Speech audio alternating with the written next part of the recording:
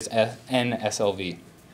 So if you were to read our paper, you would see lots of p-values and numbers and details and things that would take me more than the remaining few minutes that I have to go over. So I'm going to show you the research questions, and then I'm going to tell you how they turned out. So you get the high-level results, but you can read the paper. I encourage you to do so, and then cite it in your own work so we get our ACM digital library points to go up. So the first high-level question that we were asking was, does feedback matter?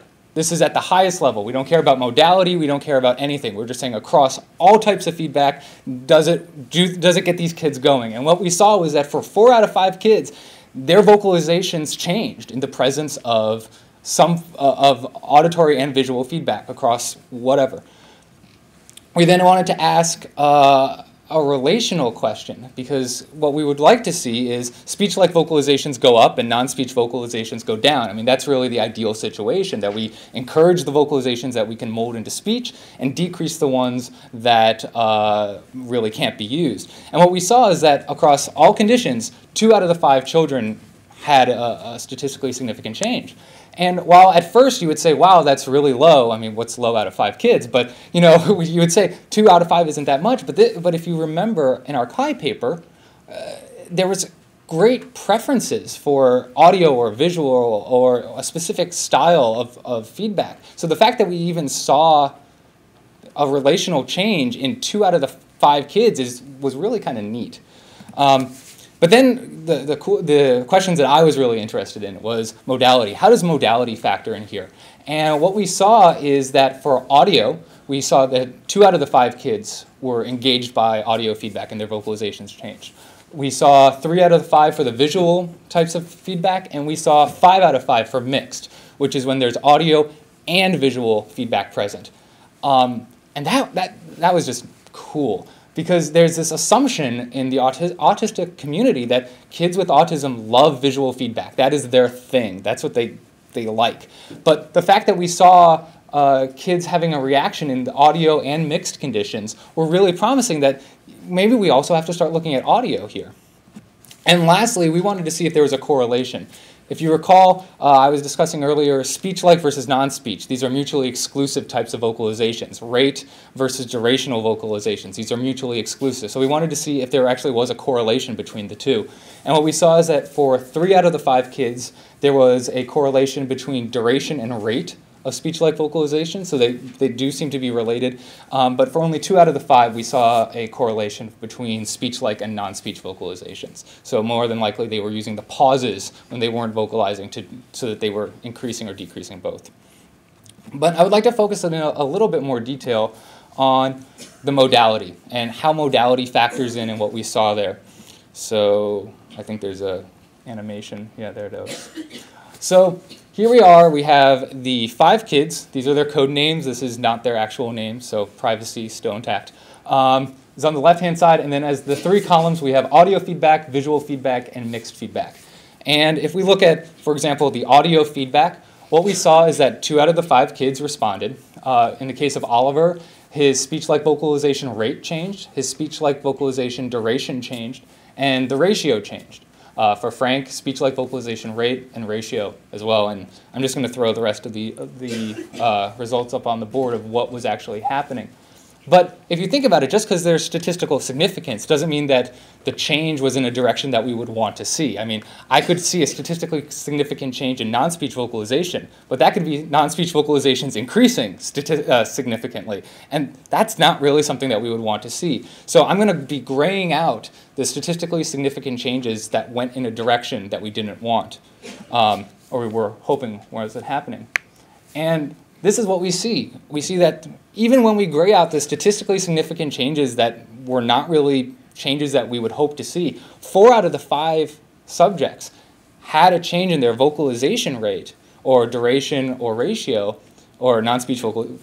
4 out of the 5 kids had a statistically significant change in a direction that we would want to see, which is really promising, especially when you look that every single kid had at least 2 conditions, whether it's audio, visual, or mix. Oh, so if you exclude Brian, 4 out of the 5 kids had 2 conditions in which they responded. So this is really promising that 4 out of the 5 kids that we looked at actually changed their vocalizations in the presence of our computer-generated feedback in a direction that we would want to see.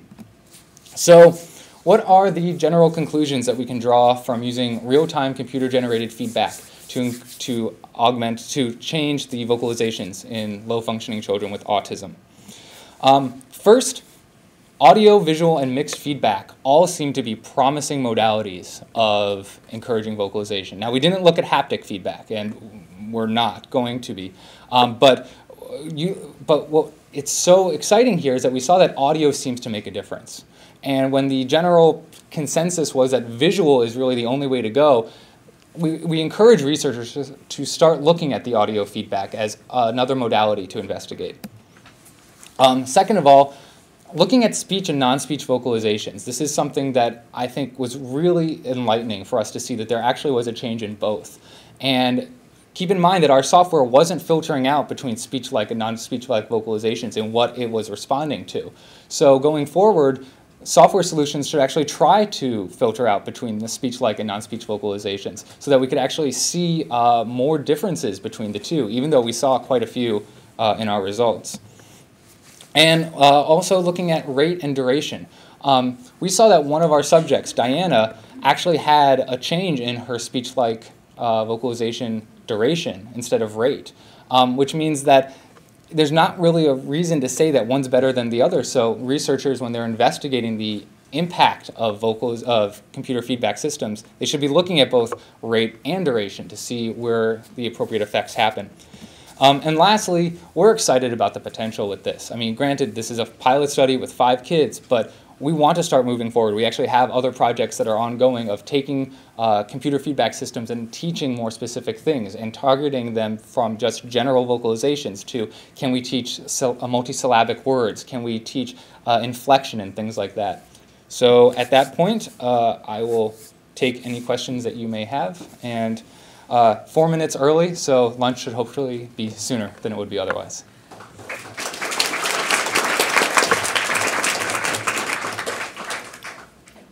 Josh, I'm getting behavior data. Have you heard of the reactive colors? Have I, excuse me? Heard of the project called Reactive Colors? The question was, have I heard of the project called Reactive Colors? And actually, I have not. You need to look at this. I will. Down in Cardiff, I'll give you the website because they are doing very similar work. Great. I would love to find more work that we can cite and build off of. So I'll definitely take a look at that then. Thank you. Can you say something about the time course of the effect? So one could imagine on one hand that you're exploring different modalities and you get to the right modality and the kid immediately takes off. Or you could imagine to the contrary that it's a gradual kind of build-up of responsiveness. Can you say something about that? Sure.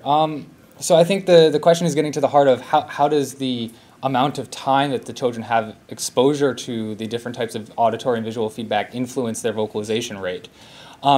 And that honestly is kind of an open question. We had the kids come in roughly once a week, so this was over 6 weeks, and the patterns that we saw were fairly consistent as you move from session 1 to session 6. So over those 6 sessions, certain vocalizations, let's say it was, that spiral of dots, seemed to consistently be the visual feedback that this kid, reacted to. The question is, will they satiate? If this was in a clinical session, and they were doing this